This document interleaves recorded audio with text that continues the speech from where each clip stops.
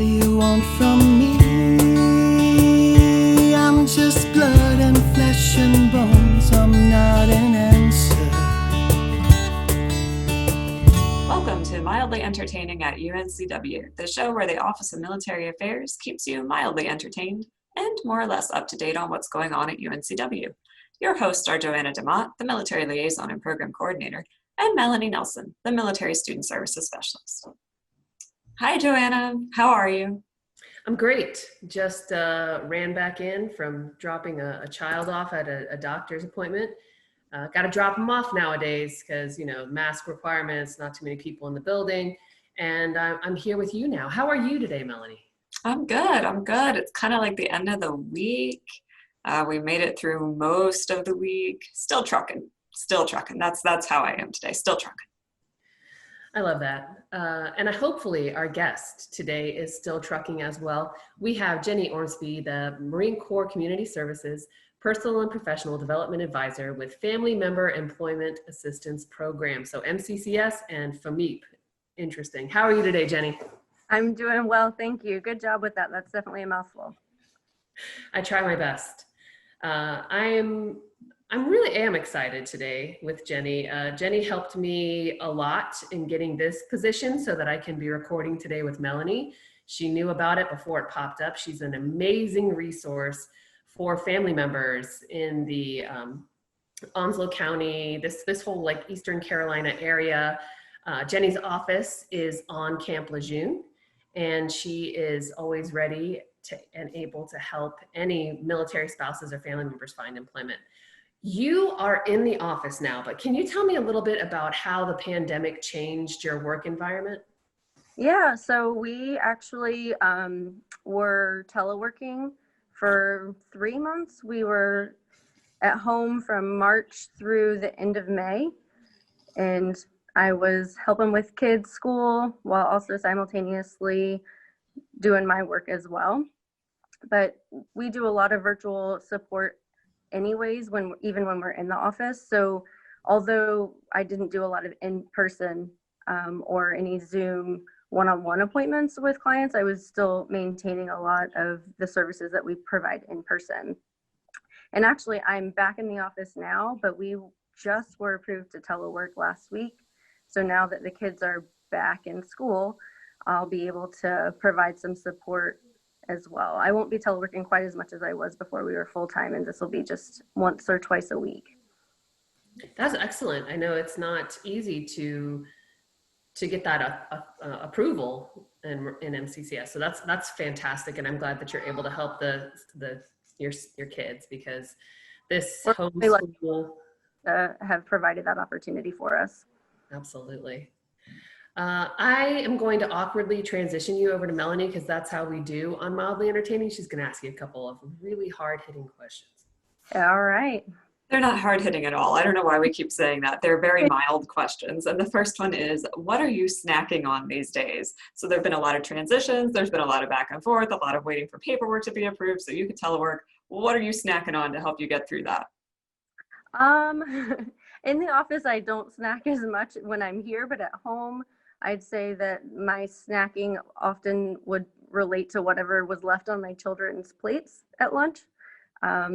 My snack at night that I let myself have is usually Bluebell ice cream. Since I grew up in Texas, that's the only ice cream that I'll eat. I can understand that. Bluebell is the real deal, and nothing else is quite like it. So yeah, wholeheartedly approve your snacking choices there. I'm not doing the grocery shopping for my household right now, but I may be sneaking some Bluebell ice cream onto the list now that you've mentioned it. This podcast is really bad for my snacking habits, I gotta say. Anyway. Cookie alert is the way to go. Yes, exactly. All right, so you're snacking, you're eating, that's good. Another awkward transition here. Can you tell me a little bit about your college experience? Sure. I actually went to NC State University, and it was a unique experience because I was a student athlete while there.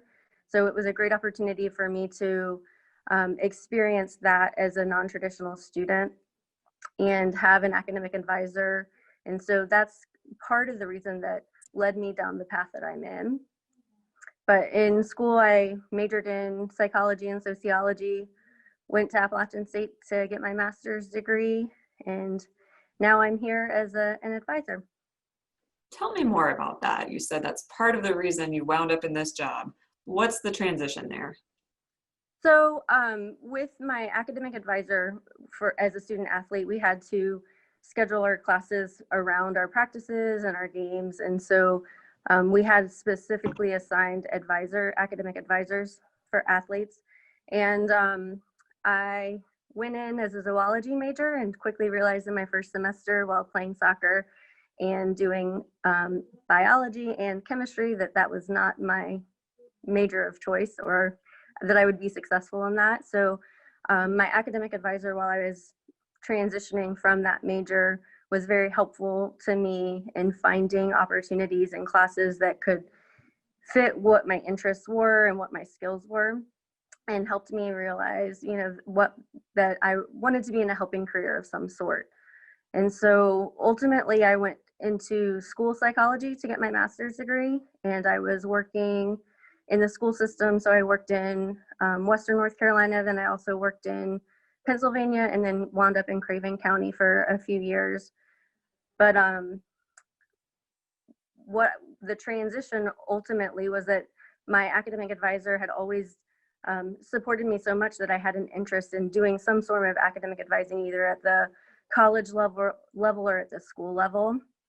And when I was living in Pennsylvania, I was a coach for a university. So that also helped me transition into that supportive role for adults and seeing the academic advising that was going on for the students there.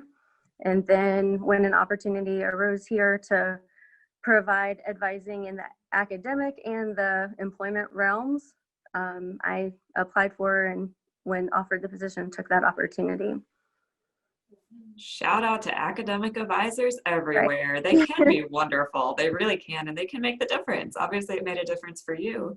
And yeah. I mean, how interesting that every next step you took was geared toward that helping career, toward that advising, coaching.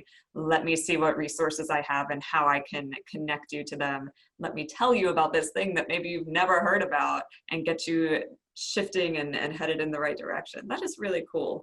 We love to find out on Mildly Entertaining how people wound up where they are and what they like about it. So I'm going to hand you back over to Joanna to find out a little bit more about it. Okay.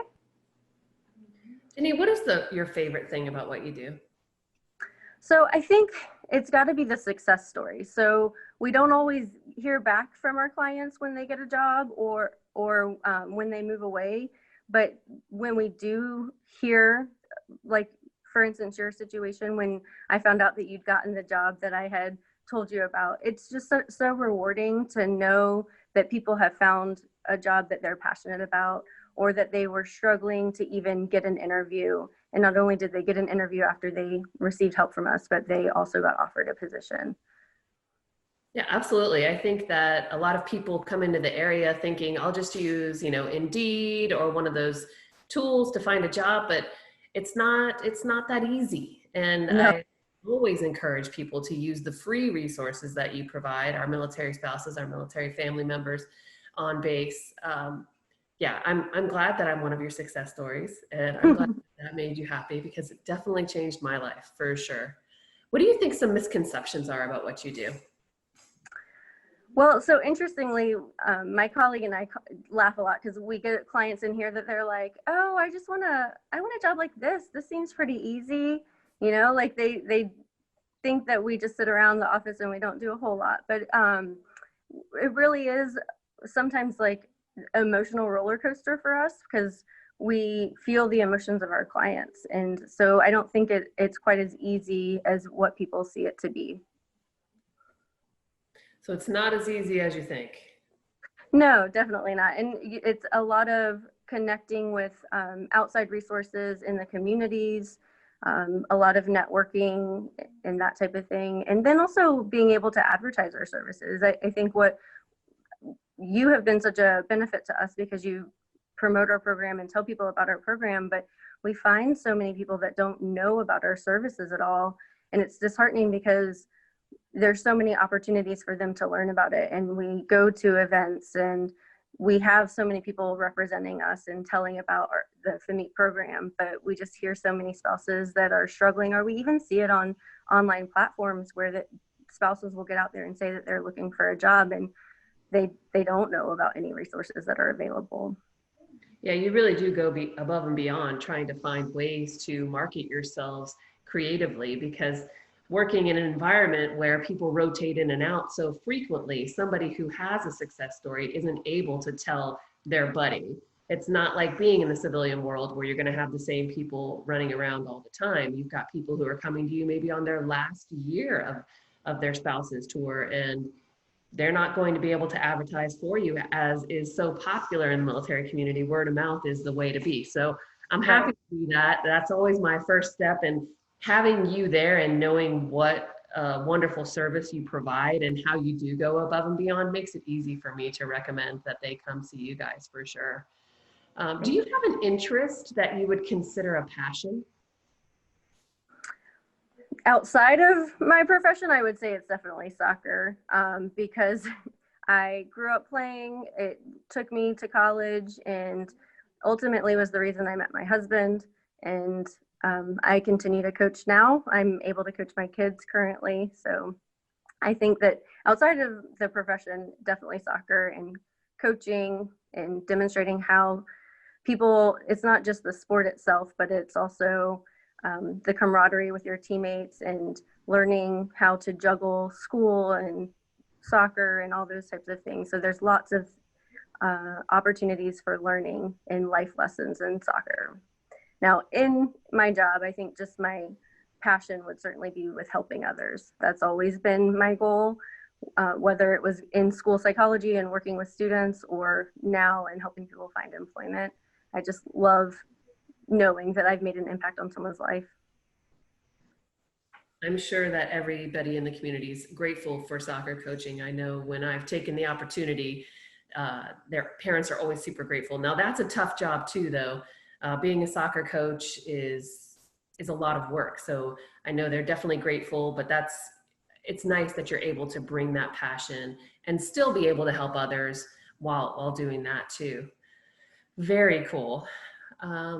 Let's see, what else should we ask today? Let's see, awkward transitions. I want to know, if you could advertise anywhere, where would you advertise? Oh, goodness. I would probably advertise like in the barracks as much as possible. And just like even at the exchanges, I would put flyers up everywhere just so that people would know about our services. I think that so few people know about, even like we fall up under the transition readiness branch. And so we provide, as a branch as a whole, provide the support for not only military spouses and family members, but also for the transitioning service members. And so many of them don't know about the advisors that are available for transition as well. So getting that information to them in where they live and where they frequent would be the most important thing. And the services you provide aren't just resume assistance or helping with USA Jobs, although those are very important services, but you also help people kind of narrow down their choices too. And for military spouses specifically, when we're asked, what do you want to do? That's a really hard question to answer.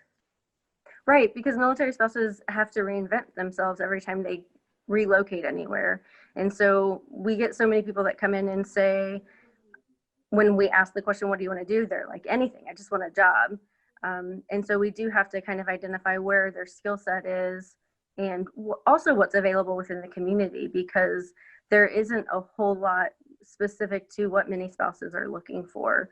And so we do help with assessments, informal and formal assessments, and identifying what specific interests are and what their capabilities are. It was kind of a miracle that I watched happen in your office space when I was working with you. A young lady came in and she was talking about how she didn't have any work experience, but she'd been in a lot of pageants. And your colleague was able to translate that experience into work experience to help her formulate her resume. So you guys definitely do miracles there for sure. Yeah, I mean, and we get a lot of people who haven't had any work experience for the past 10, 15, or 20 years because they were supporting their service member or raising their family. And so we help identify what skills that they've developed in managing their family and also in volunteering to make them more well-rounded and marketable on their resume. You definitely helped me. I had a giant 7-year gap between actual paid work experience, and you guys were really helpful in translating some of the volunteer work that I'd done into work experience that is applicable across the board. And I definitely appreciate that. Is there anything else you'd like our listeners to know about what you do? Anything coming up? As far as coming up, we are doing only virtual training. So we do have classes. We just got through a round of virtual classes that we deliver, career resource classes. So next month, we don't have very many classes taking place, but then we do have some coming up in October and November. So if they're interested, they can go onto our website, which is mccslejeune-newriver.com/FAMEET, and scroll through that class schedule and click the red register button if they're interested in taking a virtual class. Those classes include interviewing techniques, navigating USA jobs, navigating MCCS employment, and job search strategies and resume writing. We just finished with a class, a STARS class. So for those of the listeners that don't know, it's Spouse Transition and Readiness Seminar. So that class's effort is to support the spouses whose service members are either separating or retiring from the military. So helping them prepare to return into the civilian sector.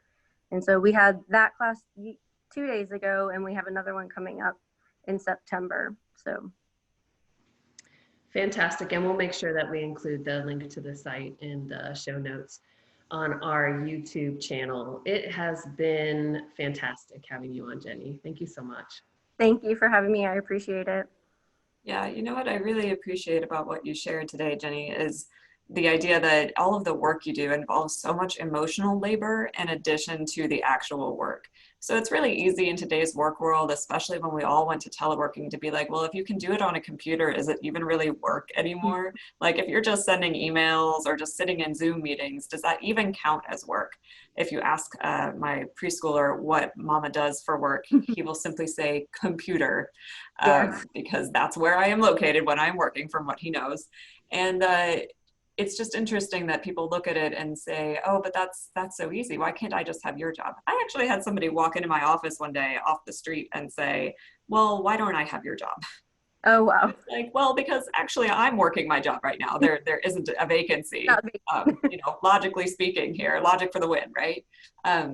But it's always helpful to know how many more layers go into it. It takes a lot of effort to maintain a network like the one you maintain. And it takes a lot of effort to keep the pulse of all the resources and all the jobs that are coming available in the local area, and to understand the dynamics of Onslow County, North Carolina, which is a very strange place. Let's be honest. Anybody who's ever had an interaction in Onslow County, bless you, solidarity. We've all been there, and you'll make it out. It'll be fine. That was probably really offensive to people who have settled in Onslow County forever, but we're not known for our sensitivity on mildly entertaining at UNCW. Anyway, thank you again for sharing your experience and your resources. We'll be happy to connect people to those. And again, thank you for coming on today and for speaking so candidly about your college and career and your current work assignment. This has been an episode of Mildly Entertaining at UNCW, and we will see you on the internet. Thank you for listening to Mildly Entertaining. Our intro music comes from the band Blue Turnip and their song, What Do You Want From Me? You can find their EP, Songs from the Root Cellar, on Bandcamp, iTunes, Amazon, and Spotify. For more information, you can go to blueturnipmusic.com.